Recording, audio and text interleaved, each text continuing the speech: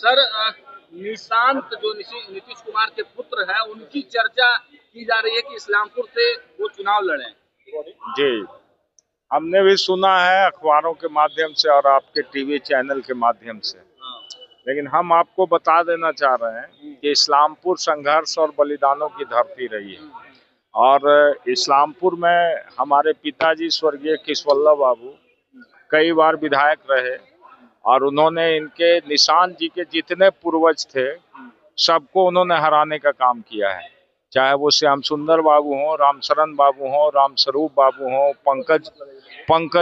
पंकज कुमार हों, राजीव रंजन जी हों, चंद्रसेन प्रसाद हों, तो हम लोग के लिए कोई फर्क नहीं पड़ता, निशांत जी लड़ें या कोई भी लड़ें। इस्लामपुर की धरातल जो है, वहाँ के जो काम करने वाले लोग हैं उनकी पूछ है और वही लोग वहाँ राजनीति में सक्सीड करते हैं। इसलिए हम लोग जमीन से जुड़े हुए हैं, कोई भी लड़े उससे कोई फर्क नहीं पड़ना है।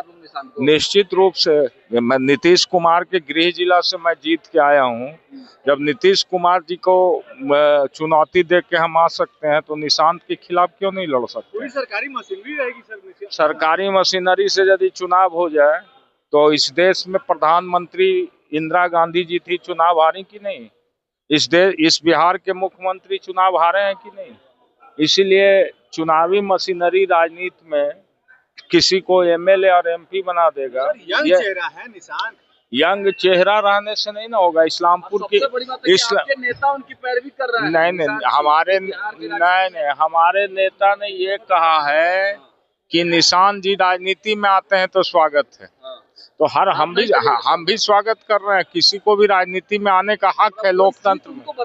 ना अब सीट तो उनके दल वाले लोग ना बताएंगे। सीट तो उनके दल वाले लोग ना बताएंगे कहाँ से लड़ाए। तो हमने तो बता ही दिया कि इस्लामपुर का जमीनी सच्चाई क्या है।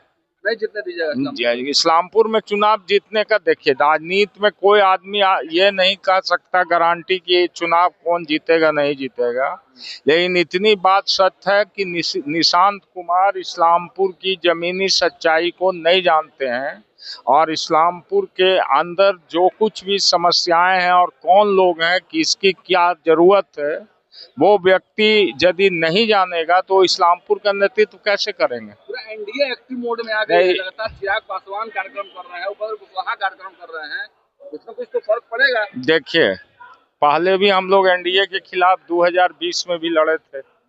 यही लोग थे, जबरदस्ती हम लोग को सत्ता से दूर रखने का काम किया गया था। इस बार बिहार में कुछ नहीं चलना है। इस बार तय है बिहार में तेजस्वी यादव को मुख्यमंत्री बनना है। जय राजद, जय राजद। बिहार के लोग तीसरा विकल्प भी ढूंढ रहे हैं। विकल्प ब्लैकमेलिंग हो के नीतीश कुमार कभी आपको कभी भाजपा को लेकर सत्ता में रहे। कौन सा तीसरा विकल्प है? अभी आपको देखिए। नहीं, आप बताइए ना कौन सा तीसरा विकल्प? जनसुराज बीजेपी का बी टीम के रूप में काम कर रही है। उनको कोई विकल्प से मतलब नहीं है। वो बीजेपी के लिए काम कर रही है और बीजेपी को जिताना चाहती है। कोई कहता है कि राजद के लिए भी काम नहीं, राजद के लिए क्या काम करेंगे प्रशांत किशोर जी? कहाँ राजद के लिए काम कर रहा है आप बताइए? वो जिसके बीच जा रहे हैं कौन है? गरीब है, दलित है, अति पिछड़ा। अपने लोगों का बैठक क्यों नहीं करते? वो जिस परिवेश से वो आए हैं उनको संगठित करें, वो उनको अपने पक्ष में मोड़ें, तो उसको तो कभी मोड़े नहीं। और ये सिर्फ और सिर्फ लोगों को बरगलाने का काम कर रहे थे, तो बीजेपी का बी टीम के रूप में काम कर रहे हैं। संजीव मुखिया के रिश्तेदार जाके राहुल गांधी से मिलते हैं। संजीव मुखिया पे आप लोग लगातार हमलावर थे। देखिए, संजीव मुखिया जी राहुल गांधी से मिले हैं या नहीं मिले इसकी जानकारी हमको नहीं है, लेकिन इतना मैं जरूर, सुनिए, पुष्टि आप कर रहे हैं, हमको जानकारी अभी नहीं है, इसलिए मैं इस पर कोई टिप्पणी नहीं करूंगा। लेकिन इतना जरूर बताऊंगा कि संजीव मुखिया बिहार के जो अभी सत्ता में बैठे हुए मुख्यमंत्री जी हैं उनके करीबी हैं और उनके संरक्षण में वो सारा काम नालंदा में संपादित कर रहे हैं।